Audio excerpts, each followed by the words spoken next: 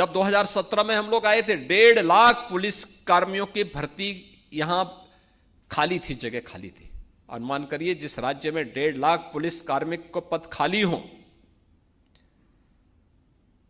क्या हालत होते रहे होंगे उस राज्य के। और खाली इसलिए थे क्योंकि माननीय न्यायालय को, माननीय उच्चतम न्यायालय को और माननीय उच्च न्यायालय को तत्कालीन प्रदेश सरकार पर विश्वास नहीं था कि पारदर्शी भर्ती की प्रक्रिया संपन्न कर पाएंगे। मैं भौचक था, मैंने कभी 1.5 लाख पुलिस की भर्ती, पुलिस के पद खाली पड़े हुए हैं तो ये भर्ती होती क्यों नहीं है। मुझे बताया गया साहब इसलिए नहीं भर्ती हो रही है क्योंकि कोर्ट ने स्टे लगा रखा है। हमने कहा कोर्ट के कुछ ऑब्जर्वेशन तो होंगे, उस ऑब्जर्वेशन को पूरा करो ना, पॉलिसी बनाओ, एक जो मंशा है माननीय न्यायालय की, उस मंशा के अनुरूप पॉलिसी तैयार करो, न्यायालय में सबमिट करो, स्टे वैकेट करो। फिर मेरे सामने प्रस्ताव आया कि साहब अगर हम एक साथ इतनी भर्ती करेंगे तो ट्रेनिंग कहां होगी। मैंने कहा ट्रेनिंग की क्षमता कितनी है, कहा 3000। और मैंने कहा पद कितने खाली हैं, 1.5 लाख। तो मैंने कहा ये तो जिंदगी भर हम ट्रेनिंग ही कराते रहेंगे क्योंकि 9 महीने की ट्रेनिंग है। तो हमने उस समय कहा, मैंने कहा भी आप पैरामिलिट्री, मिलिट्री और अन्य राज्यों से मालूम करो। कुल मिलाकर के हमें ये क्षमता बढ़कर के, यानी मिलिट्री, पैरामिलिट्री और अन्य राज्यों से भी हमने जो सहयोग लिया, कुल मिलाकर के 30,000 हुआ। हमने कहा भी पहले अपनी क्षमता को बढ़ाओ क्योंकि भर्ती की प्रक्रिया कोई आज एक दिन में तो होगी नहीं। हम आज विज्ञापन निकालेंगे, स्क्रीनिंग होगी, प्रक्रिया को बनते बनते बनते कम से कम इसमें 9 महीने का, 9 से 10 महीने लगेंगे।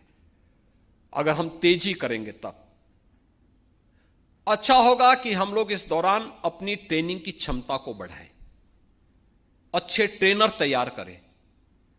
और आज मुझे बताते हुए प्रसन्नता है, इस समय हमने 60,000 भर्ती एक साथ की है पुलिस कार्मिकों की, 60,200। और इस 60,200 की ट्रेनिंग एक साथ हम करने जा रहे हैं।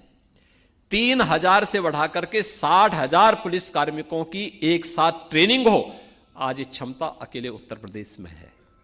उत्तर प्रदेश आज इसको करने जा रहा है।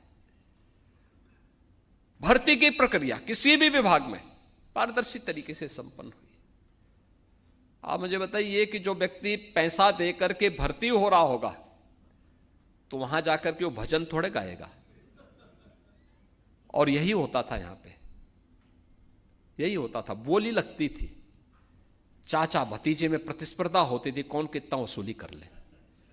लेकिन आज ऐसा नहीं है, आज पारदर्शी तरीके से सारे कार्य चल रहे हैं। और यही कारण है सरकार पॉलिसी लाई, अपने रिसोर्सेस को बढ़ाए, सरकार ने अपनी इनकम बढ़ाई, अतिरिक्त टैक्स का बोझ जनता जनार्दन पे भी नहीं देने दिया। सबसे कम वैट वाला राज्य यूपी है और सबसे अच्छी सुविधा भी उत्तर प्रदेश अपने यहां देने का प्रयास कर रहा है। इंफ्रास्ट्रक्चर पर ध्यान दिया गया। मैंने कई मौकों पर कहा और फिर मैं कहता हूं, ये सेना भारतीय जनता पार्टी की है।